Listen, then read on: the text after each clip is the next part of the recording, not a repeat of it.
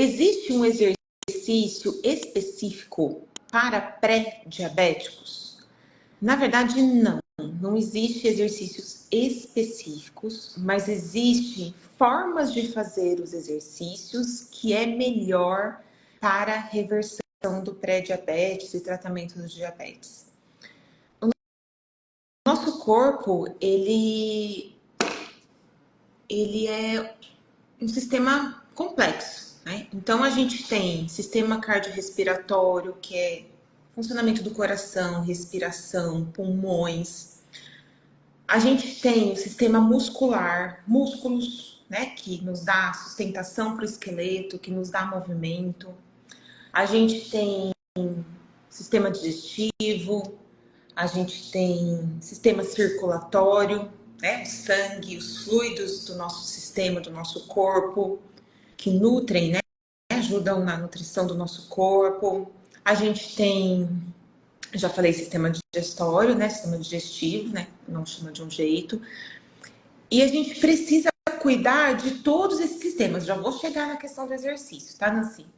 E a gente precisa cuidar de todos esses sistemas para que o nosso corpo funcione bem e funcione também o que eu chamo de ciclo natural da glicemia normal, que é você comer o açúcar que você ingeriu de qualquer alimento, vai cair na sua corrente sanguínea, uma parte vai ser utilizada como fonte de energia imediatamente, a outra parte vai ser estocada e que esse estoque ele precisa ser feito da melhor maneira e não em forma de gordura, né?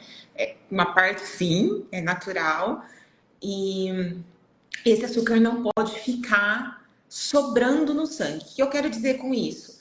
A gente tem uma taxa ideal ali de açúcar, uma média ideal de açúcar no sangue, que a gente precisa ter, né, que é chamado glicemia normal, a gente precisa ter para que o nosso corpo continue funcionando, para que o nosso cérebro continue funcionando. Então não pode ser muito baixo, não pode ser alta, mas tem que ter açúcar no sangue ali, né? Então eu chamo isso de ciclo natural da glicemia normal. Come, sangue fica com a glicemia estável, com açúcar no sangue estável, e o restante é aproveitado da melhor maneira possível, como fonte de energia, enfim. E aí, o estilo de vida que a gente tem vai contribuir ou não para o funcionamento desse ciclo. Aí que entra o exercício no estilo de vida. A gente precisa se manter ativo ou ativa para que o nosso corpo continue funcionando bem, para que a gente tenha um estilo de vida saudável. E aí, quando a gente fala em exercício, as pessoas já se preocupam, mas qual exercício fazer? E, na verdade, o mais importante não é qual exercício fazer somente, mas como a gente vai fazer esse exercício. E quando a gente pensa em estilo de vida, em saúde, em manutenção da glicemia normal, a gente precisa treinar todos os nossos sistemas.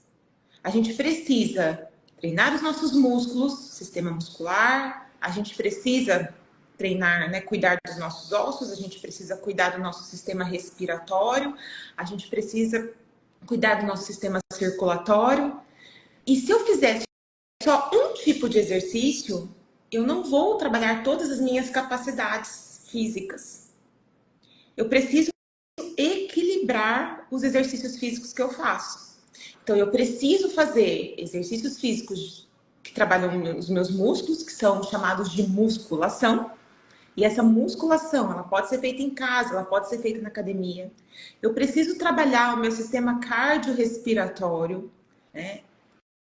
Que é através de exercícios aeróbicos ou exercícios de alta intensidade. O nosso corpo, ele tem diferentes necessidades. Então, o meu coração, hora ele precisa bater rápido, hora ele precisa bater mais devagar e mesmo assim continuar bombeando sangue. E como é que eu trabalho isso? Variando o tipo de exercício que eu faço. Então, se a gente pensar em caminhada, eu vou fazer a caminhada mais lenta e mais prolongada. Eu vou fazer a caminhada mais forte, mais curta. Eu posso, né? Não eu vou, mas eu posso pedalar, eu posso nadar, eu posso dançar, tudo isso vai trabalhar meu sistema cardiorrespiratório. Eu também vou trabalhar meu sistema muscular, fazendo exercícios que têm estímulo para os meus músculos, né? Então, exercícios de força, exercícios onde eu preciso exercer uma força para mover um peso, que pode ser um peso externo, né? Imagina que isso aqui é um pezinho, então eu vou levantar um peso, isso é musculação, ou eu posso levantar o peso do meu próprio corpo, que também é considerado musculação, estou treinando os meus músculos. Aí, dentro da musculação, a gente tem os exercícios que a gente chama de concêntrico, excêntrico e isométrico. O que eu quero dizer com isso? Concêntrico é onde meu músculo encurta. Então, eu vou fazer força para o meu músculo encurtar. Tem um exercício excêntrico, que é o exercício onde eu estou alongando meu músculo, mas eu estou fazendo força. Também é espetacular para quem quer reverter o pré-diabetes ou manter a glicemia normal. Eu tenho os exercícios também isométricos, são aqueles exercícios que eu não movimento o meu corpo, né? Mas o meu músculo está fazendo força, é uma estabilidade. Então, imagina que eu vou segurar um peso aqui, ó. Eu estou fazendo força, mas não tem movimento. Isso aqui é um treinamento isométrico, excelente também. E aí também tem um tipo de exercício que eu considero essencial para quem precisa melhorar a glicemia, que são os exercícios de alongamento e relaxamento do nosso corpo. Hoje a gente vive numa sociedade muito acelerada, estressada, tensa, e a gente precisa compensar isso de alguma forma. E o exercício de alongamento os exercícios de relaxamento e alongamento é um dos exercícios mais negligenciados. As pessoas não fazem, vamos falar um português mais simples aqui, é que eu gosto de trazer essa simplicidade, então as pessoas não fazem. É tão simples, é tão fácil, as pessoas não fazem, porque talvez pareça que não tem efeito. Então elas vão para academia e fazem, e acontecem, e vai correr, e vai. E aí chega para fazer o teste de glicemia, a glicemia dá alterada. Fala, meu Deus, como assim? Eu faço tanto exercício, é tanto sofrimento, e eu não consigo. E aí quando eu pergunto, e o alongamento? Você faz? As pessoas, de vez em quando, não fazem. Eu acabei de fazer acabei não, né? A hora que eu acordei, eu fiz um alongamento na minha cama. Às vezes antes de dormir eu faço um alongamento. Às vezes no meio do dia eu paro e faço um alongamento, porque o nosso corpo, ele precisa relaxar, ele precisa ter uma compensação do esforço. Para quem é mulher, então, que trabalha em casa, movimentos repetitivos, e sobe, desce, agacha, levanta, empurra e puxa, né? Precisa fazer.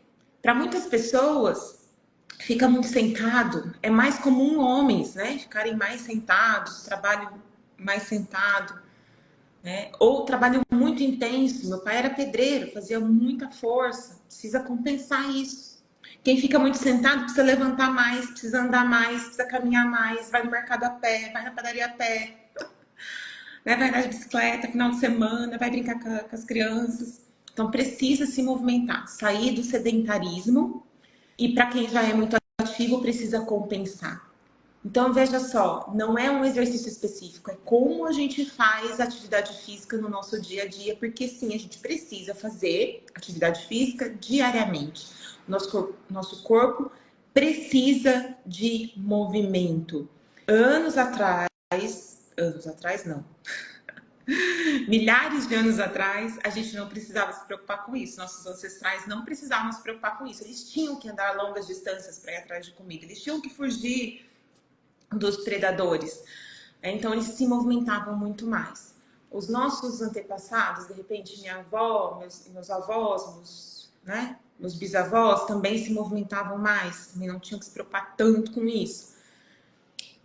Mas eles viviam outra época. Hoje, a gente fica mais sentada, a gente tem mais facilidade. A tecnologia está aí, facilitando a nossa vida de todas as formas. Então, a gente precisa se movimentar. Só que não é 8 ou 80, porque é isso que acontece. As pessoas vou para academia, vou começar, e começa o ano todo animado, e aí não consegue sustentar. né? Então, a gente tem que olhar para esse estilo de vida. Então, Nancy, respondendo sua pergunta, não existe um exercício específico. A gente precisa trabalhar todas as nossas capacidades físicas, alongar, fazer força, fazer caminhadas, corridinhas, né? Da forma que cada um puder fazer. E é sempre melhor feito do que o perfeito não feito. Não se cobrem perfeição, comecem, se movimentem e prestem atenção no corpo de vocês, nos sinais do corpo de vocês, tá bom? Quando sentir que precisa ir mais devagar, vai mais devagar, faz um alongamento. Se sentir que está muito parado, se movimenta mais. Você acredita que tomar chá ajuda a diminuir a glicemia? Depende, Graça. Vamos imaginar que talvez você não esteja com o seu sono muito bom. E o sono, ele pode fazer com que a sua glicemia se desregule. E não é assim uma noite de sono, né? São muitos anos de noites de sono ruins. E a gente sabe que algumas ervas, vamos pensar aqui na camomila ou na erva cidreira. Quem mais aí a gente entende de chá? Tem algumas ervas que elas são mais calmantes, elas são mais tranquilizantes. A gente tem também, e aí não é só chá, né? A gente tem o leite, que tem também o precursor da serotonina, o mel, enfim, mas esses já são considerados vilões, né? A melissa, aí a Fabi falou da melissa. Então, se eu, antes de dormir, eu tenho um problema de sono que está afetando a minha saúde, por consequência, a minha glicemia, e eu tenho um chá que me ajuda a melhorar a qualidade do meu sono, concordam que isso vai ajudar no meu processo? Mas não é 1 litro de chá. Não é tomar chá o dia todo. É uma xícara, 120 ml, de um chá de qualidade, de um chá que você, né, que você sabe a procedência. Se tá no mercado, gente, a maioria dos chás que estão nos supermercados, que tem rótulo, que tem selo de qualidade, serve, tá? Não precisa ser nenhum chá especial vindo da China, da Índia, sei lá, dos cafundó do Juda, não. Uma xicrinha de chá, de repente, antes de dormir, né? Para quem, de repente, é muito acelerado, tomar uma xicrinha de chá no meio da tarde. Ou, de repente, tem alguns chás mais estimulantes. Sei lá, tem gente que tem sono no final da tarde, acorda muito cedo e ainda precisa fazer alguma coisa. De repente, tomar um cafezinho, um chazinho mais estimulante. Mas tudo, gente, com muito cuidado, muito equilíbrio, muita atenção, sem exageros. Então, você vai tomar o quê? Uma xícara de chá, uma xícara de café. Não é 1 litro de chá. Então, dessa forma, o chá, sim, ajuda a diminuir a glicemia. Mas o que as pessoas acreditam que ajuda e que, na verdade, atrapalha, é ruim? Elas vão lá, parece lá, né, no Reels do Instagram, numa manchete da TV, sei lá onde, no chá de melão de São Caetano, né? Acho que essa eu já ouvi. Chá de gengibre, chá de canela, chá de... Quer dizer que esses chás são ruins? Não conheço, não sei. Acho que eu já tomei o de canela, de gengibre, gostoso. Mas não é 1 litro. Não é também para pôr as expectativas no chá de que o chá vai resolver o seu problema e aí você para de cuidar daquilo que realmente vai mudar a sua saúde e fazer com que você reverta o pré-diabetes, que é um conjunto de hábitos sustentados por um período. 4 semanas, 8 semanas, 10 semanas, a vida toda. Então imagina, se eu colocar as minhas expectativas de que o chá vai resolver o meu problema, eu vou ficar só tomando chá, e aí eu não cuido da minha alimentação do jeito que eu tenho que cuidar, eu não cuido da minha atividade física do jeito que eu tenho que cuidar, eu não cuido do meu sono do jeito que eu tenho que cuidar. Então, nesse ponto, ponto, o chá não vai resolver o problema dessa forma. Não é tomando chá o dia inteiro. Não é, eu comi um bolo, agora eu vou tomar um chá para diminuir a glicemia. Eu comi, exagerei no jantar, agora eu vou tomar um chá. O chá, ele não entra como um compensador, né? Como uma compensação. Eu exagerei, eu vou tomar chá. Nossa, exagerei no final de semana, eu vou passar a segunda-feira tomando chá. Isso não resolve e, na verdade, piora, porque o chá é tipo a tinta do vazamento, né? Daquela umidade. Imagina que eu tô com uma umidade na minha parede e aí eu vou lá e eu passo uma tinta para esconder a umidade, mas o problema é que tá causando a umidade continua.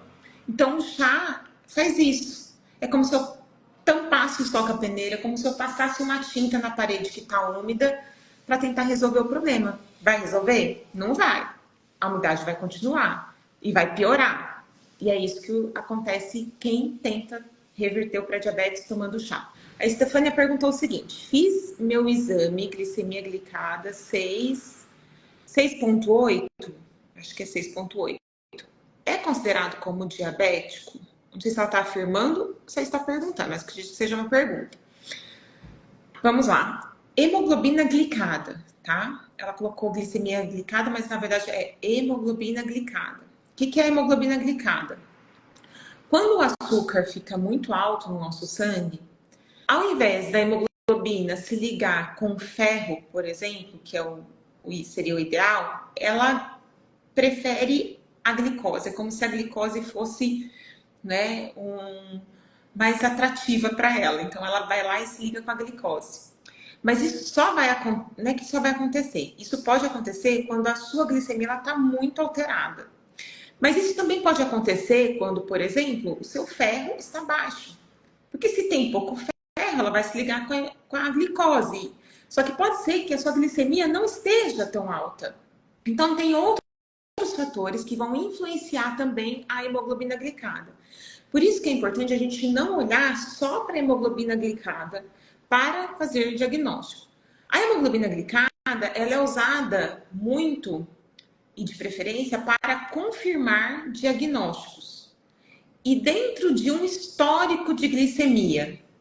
Vamos imaginar, Estefânia, que você você tinha glicemia normal, estava ali abaixo, na média de 80, e aí ela vai subindo, 80, 85, 100. Chegou a 100. O médico fala: olha, Stefano, precisa cuidar, tal.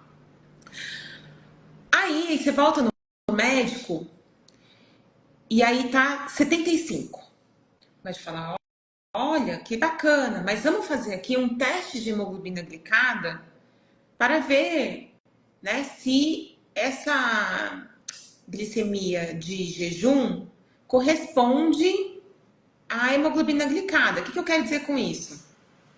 Se a minha glicemia de jejum esteve sempre alta e de repente ela dá baixa, não de repente, mas depois de 6 meses, né? Que é o tempo que geralmente os médicos pedem para refazer os exames, depois de 6 meses para pré-diabetes, tá?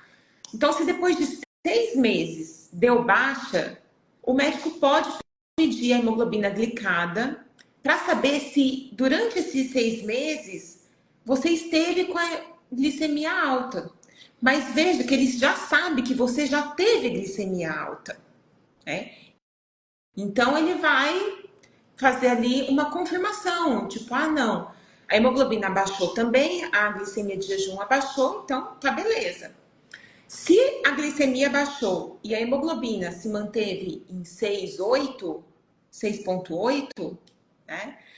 Ele vai falar: Stefânia, vamos olhar para os seus hábitos. Eu deveria fazer isso, né? E não simplesmente prescrever remédio, mas ele deveria fazer o seguinte: Stefânia, vamos olhar, vamos revisar os seus hábitos, porque pode ser que você esteja ainda tendo picos de açúcar no sangue, seu açúcar esteja subindo, porque a sua hemoglobina glicada está tanto, isso me indica que pode estar havendo um excesso de açúcar no seu sangue.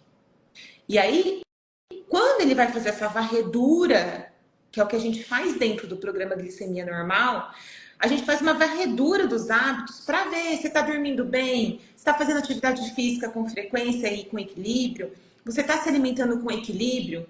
Porque se você me fala, ou fala para o médico que eu não estou dormindo bem, eu ando ansiosa, ando estressada, e a sua glicemia deu baixa, pode ser que por conta desse estresse, dessa ansiedade, desse sono que não está legal, você esteja tendo pico de açúcar no sangue. E isso vai aparecer lá na frente depois de novo.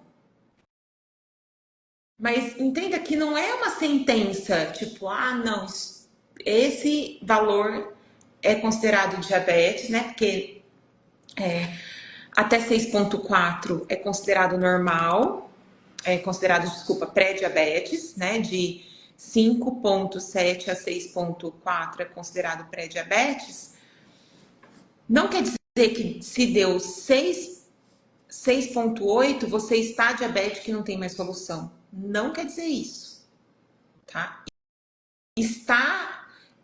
Na verdade a gente diz 6,8, né?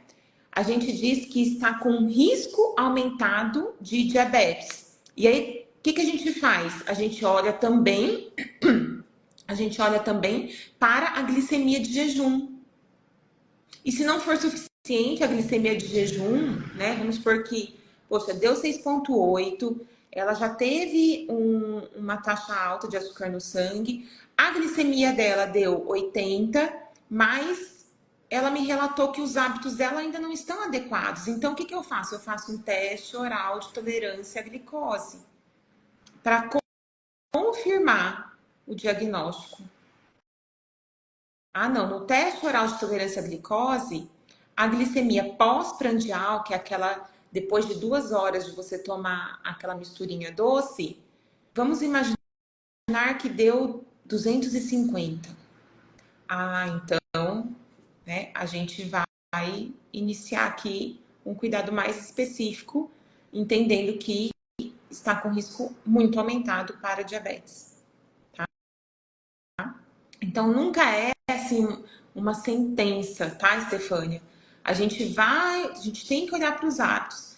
Você está aqui passando de pré-diabetes para diabetes, mas a gente pensa em risco, né? Um risco aumentado para o diabetes.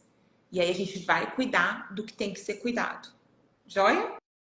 Espero que eu tenha te ajudado. A hemoglobina glicada, só complementando, ela é como se fosse uma memória do seu sangue ali, né? Então, ela reflete ela vai te dar uma média estimada de como estava a sua glicemia nos últimos 3, 4 meses, que é o tempo de vida de uma hemoglobina. Então, enquanto essa hemoglobina ela tá lá, o açúcar gruda nela. Enquanto ela estiver viva no seu sangue, essa taxa ela vai aparecer nos seus exames. Por isso que é importante a gente dar um prazo maior para refazer o teste de hemoglobina glicada. Vamos imaginar que você iniciou um processo de reeducação alimentar, né, de ajustes na alimentação, de exercício, de sono. Você está mudando o seu estilo de vida de acordo com o que a gente ensina. A glicemia, ela tende a baixar mais rápido.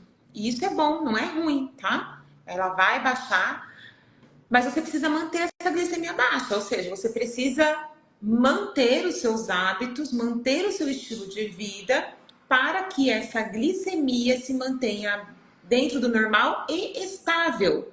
E aí sim, quando você repetir o teste de hemoglobina glicada depois de 6 meses, o médico vai falar: ah, que maravilha, abaixou a sua hemoglobina glicada. Né? Quer dizer que você conseguiu manter uma estabilidade. Pré-diabética, hormônios em baixa, menopausa, tireoide, estou fazendo exercícios, mas estou preocupada. O nosso corpo, ele é um sistema que ele não funciona isoladamente. Uma parte depende da outra. Nosso sistema, né, circulatório, ali, o sangue depende do sistema respiratório, que depende do sistema muscular, que está interligado com o sistema digestivo e está ligado também com o sistema endócrino. O sistema endócrino é formado pelos órgãos que produzem hormônios. E aí, quando a gente chega numa certa idade, né? A gente tem a menopausa, para os homens chama andropausa, que é uma modificação aí na produção de hormônios. A gente começa a ter uma baixa na produção de hormônios por conta do envelhecimento. É um processo natural do nosso corpo. Porém, quando a gente tem um estilo de vida adequado e a gente não vive ali sob estresse, sob ansiedade intensa, a gente tem um estilo de vida ativo, equilibrado, a gente se alimenta bem, a gente passa muito melhor por essa fase de mudanças do nosso corpo. A gente sofre menos com a menopausa e outras transformações que possam acontecer. E mais, a gente retarda as consequências desse processo de envelhecimento. Porque quanto mais a gente se mantém sedentário, quanto mais a gente estressa o nosso corpo, quanto mais a gente se mantém ansioso e ansiosa, mais rápido a gente vai envelhecer. E mais a gente vai sentir os efeitos desse envelhecimento, incluindo menopausa e essa questão dos hormônios. E também a perda de função do pâncreas, né? Uma redução do funcionamento do seu pâncreas. E por isso que também vai agravando o problema do pré-diabetes e aumentando o risco de diabetes. No caso da tireoide, tem algumas pessoas, que eu não sei se é o seu caso, que já lá desde a infância tem problema de tireoide, né? Tem um funcionamento diferente ou disfuncional de alguns órgãos do corpo. E aí precisa fazer o tratamento certinho. Mas precisa entender se essa questão da tireoide, que eu estou imaginando que você... Que daí tem o hipertireoidismo e tem o hipotireoidismo. E tanto um quanto o outro pode ser relacionado ao estilo de vida e não só à genética. Então, tudo que você fizer para melhorar o seu estilo de vida, para melhorar a sua qualidade de vida, o movimento do seu corpo, o sono, questões de controle emocional e também da alimentação, com certeza, vai melhorar seus hormônios, essa relação com a menopausa, as tireoide. Eu postei nos meus stories, tá até lá nos destaques. Se você for lá nos destaques, o último story que eu postei de resultado é de uma aluna minha, a Fabi, que ela emagreceu, que ela queria emagrecer, emagreceu 16 quilos. Ela melhorou todos os exames dela, inclusive o hormônio da tireoide, que estava sempre desregulado. Ela tem problema há muitos anos com a tireoide. E ficou regulado. E como que a gente fez isso? Melhorando os hábitos, mudando o estilo de vida do jeito certo. Quer dizer que ela nunca tentou mudar o estilo de vida? Não. Só que ela tentava mudar do jeito errado. Ela tentava fazer exercícios do jeito errado, ela tentava fazer alimentação do jeito errado, geralmente seguindo dietas restritivas, cardápios, jejum, enfim, ela tentou de tudo, assim como muitos de vocês eu sei que tentam de tudo. Mas a gente tem que entender que não é o que você faz, mas como você se alimenta, como você se exercita, como você dorme, como você se relaciona com você mesmo e com as outras pessoas, para que você tenha um estilo de vida saudável e equilibrado que vai melhorar. Então, Gi, essa preocupação, ela se dá muito também por conta do excesso de informação que a gente tem nas redes sociais hoje. Então, você entra no Instagram, se você está com a tireoide desregulada, se você está na menopausa, se você está pré-diabético, se você está com açúcar alterado, você precisa ver esse vídeo.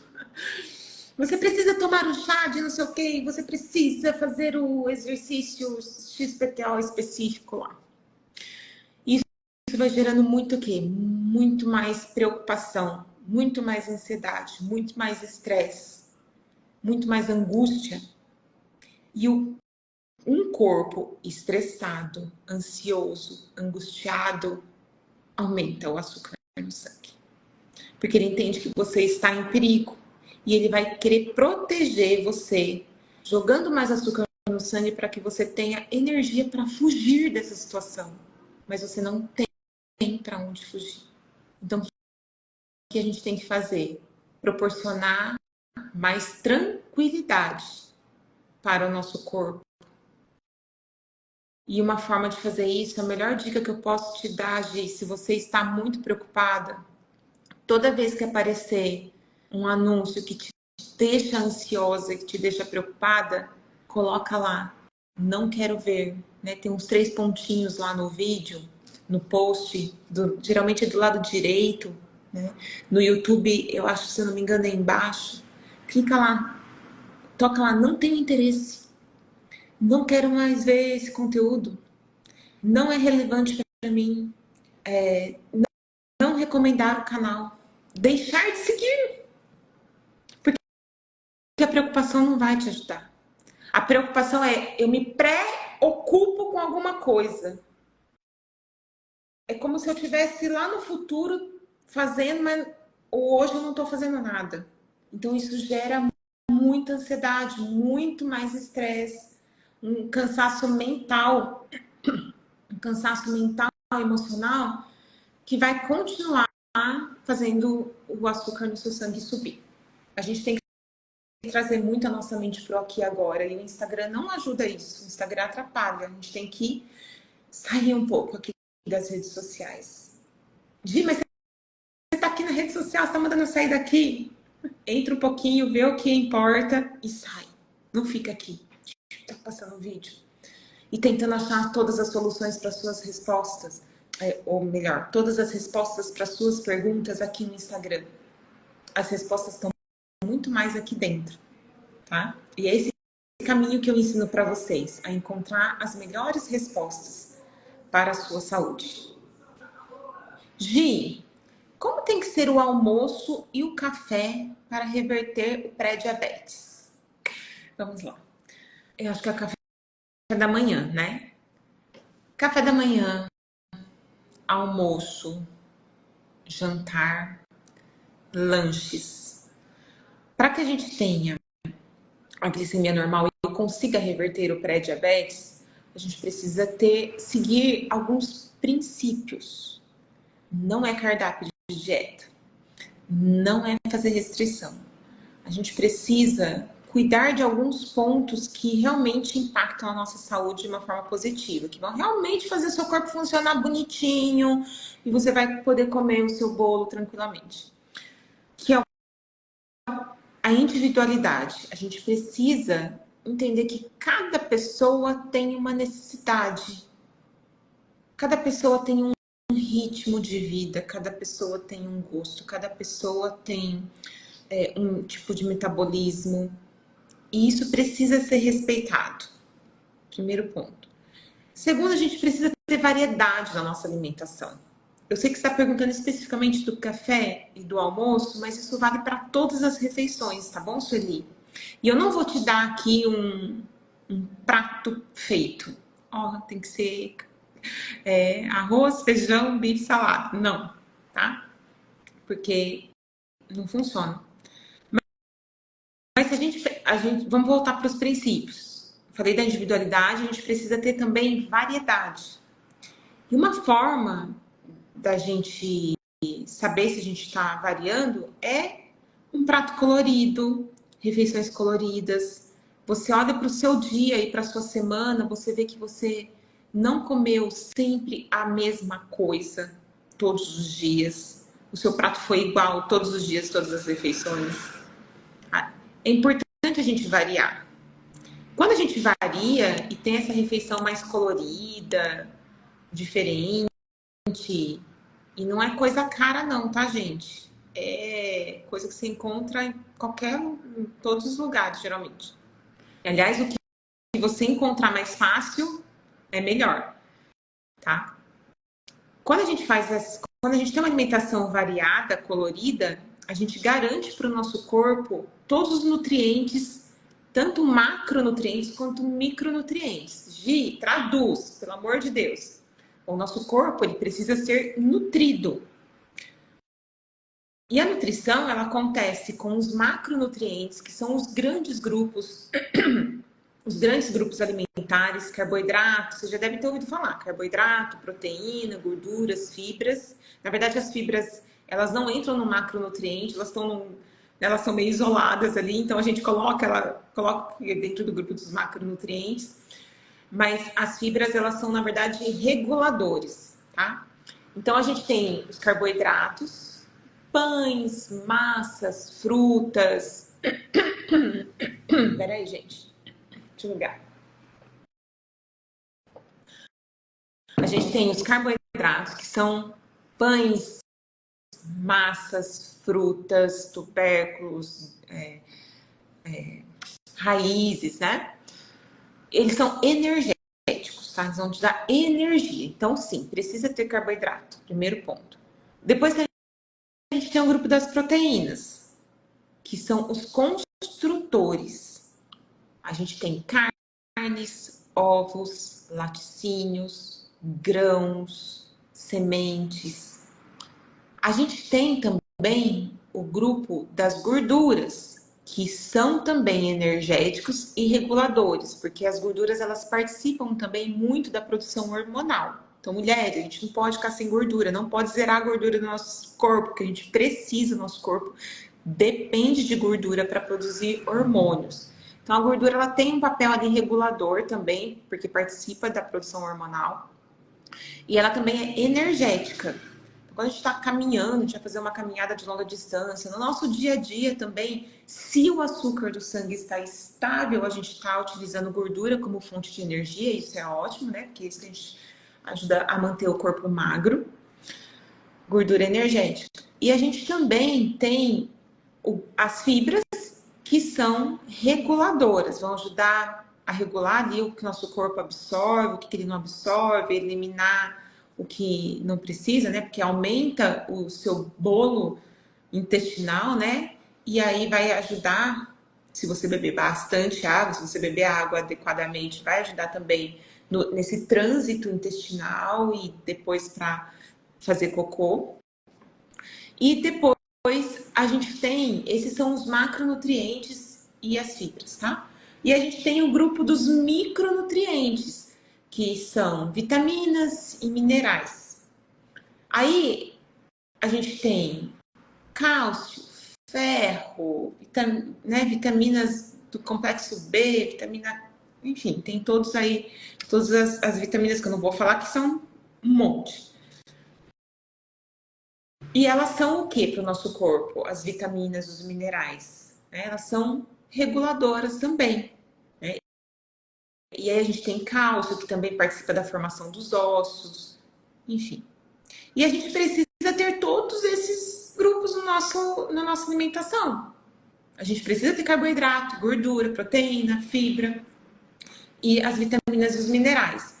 E quando a gente tem uma refeição variada, colorida, quando a gente vai do branco até o preto, né, até o roxo ali, então a gente tem um prato que tem verde, amarelo, branco e roxo, marrom, branco, vermelho e amarelo.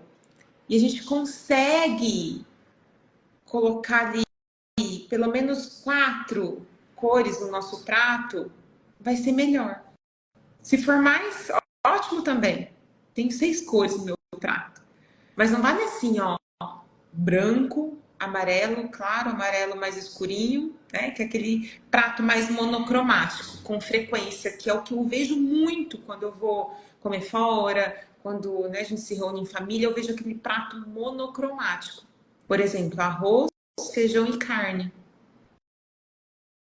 Ou macarrão, só macarrão. Macarrão e queijo, né?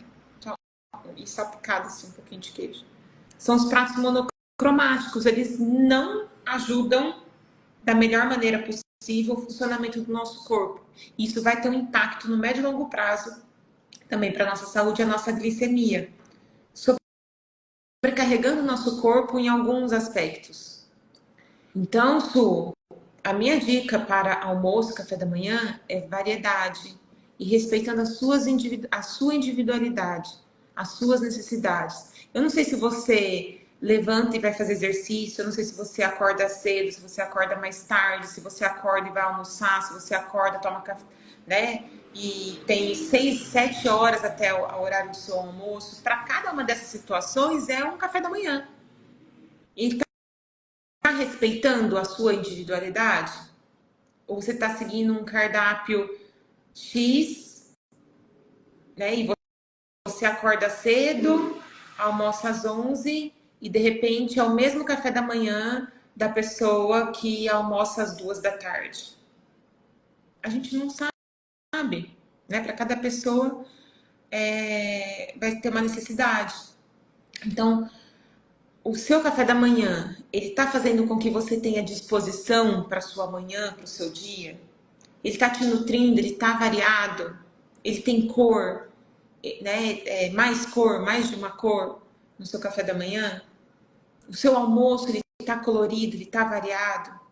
Se ele estiver colorido e variado, as chances de você estar nutrindo o seu corpo de uma forma mais completa vão ser maiores. E se você está nutrindo o seu corpo de uma forma mais completa, as chances do seu corpo funcionar bem são maiores também. E um corpo que funciona bem mantém a glicemia mais estável. Lembrando que não é só alimentação. A gente tem que cuidar dos outros hábitos essenciais para a glicemia normal, né? Sono, atividade física, o seu estado emocional também importa muito, tá? Mas sim, a alimentação tem um impacto muito grande. E trazendo uma dica mais prática para você, Sueli, é você olhar para o seu prato e imaginar um círculo. Deixa eu fazer aqui. Tem uma folhinha aqui grande. É você olhar para o seu prato e imaginar ele dividido em 4. Uma dica bem prática aqui para vocês, ó. E aí, em um quadrante, você coloca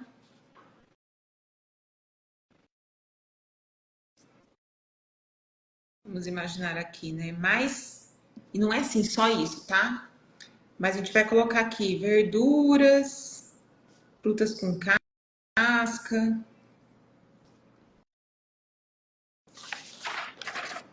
É onde vai tá aqui verduras, frutas com casca, tá? E eu vou garantir mais o quê? Mais fibras e minerais. É claro, gente, aqui também tem carboidrato, tem proteína, tá? Dificilmente um alimento é só uma coisa, ele é formado de vários nutrientes. Eu não tenho caneta colorida aqui, mas eu iria fazer de outra cor, tá? Então, vamos fazer aqui xizinho. Nesse outro quadrante, eu coloco as minhas fontes de carboidrato.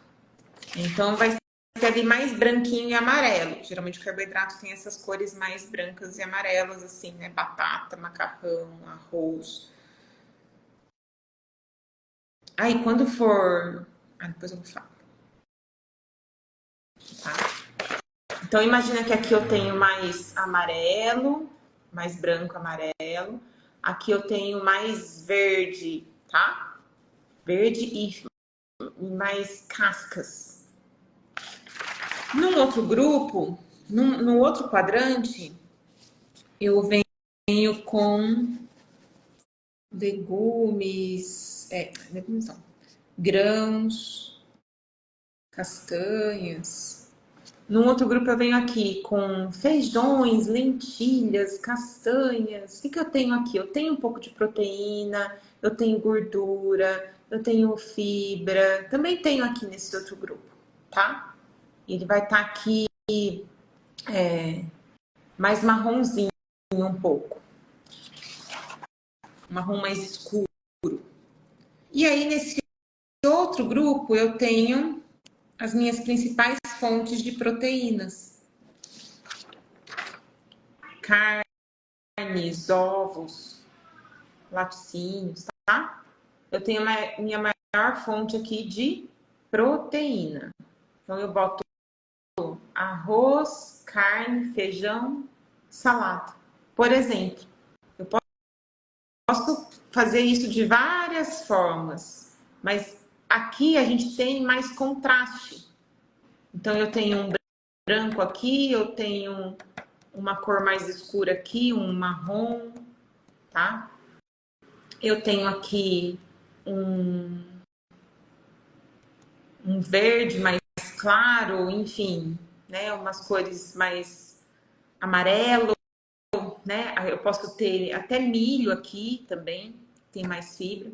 E aqui eu posso ter também os meus vegetais com casca, com vegetais folhosos, tá bom? Eu posso ter aqui fruta. Entende que não é uma coisa fechada, assim, não é. Elas meio que se misturam ali. Mas a gente pode olhar mais como se fosse um arco-íris, não. Um círculo cromático, vamos dizer assim. O que é o círculo cromático? Então você tem ali as cores primárias, verde, amarelo, azul e vermelho, né? Então você vai ver que o seu prato ele vai ficar assim mais contrastante. Tá? E claro, gente, que nas pequenas refeições, nos lanches, vamos pensar em lanche da manhã, lanche da tarde, seria legal se tivesse, mas tá tudo bem você não ter 4, 5 cores. Mas é importante você ter ali carboidrato e proteína, carboidrato, proteína, gordura, carboidrato, fibra e proteína. Evitar o quê? Só carboidrato, só bolo, só uva, só manga, só melancia. Né? Evitar essa carga de carboidrato isolada no meio do dia, principalmente no meio do dia para frente. Tá? Por exemplo, jantar só macarrão ou almoçar só macarrão. A gente evita esse prato. A gente sai desse prato de monocromático, de um nutriente só, para um prato mais variado, mais colorido. Ok? Um beijo grande para vocês. Obrigada.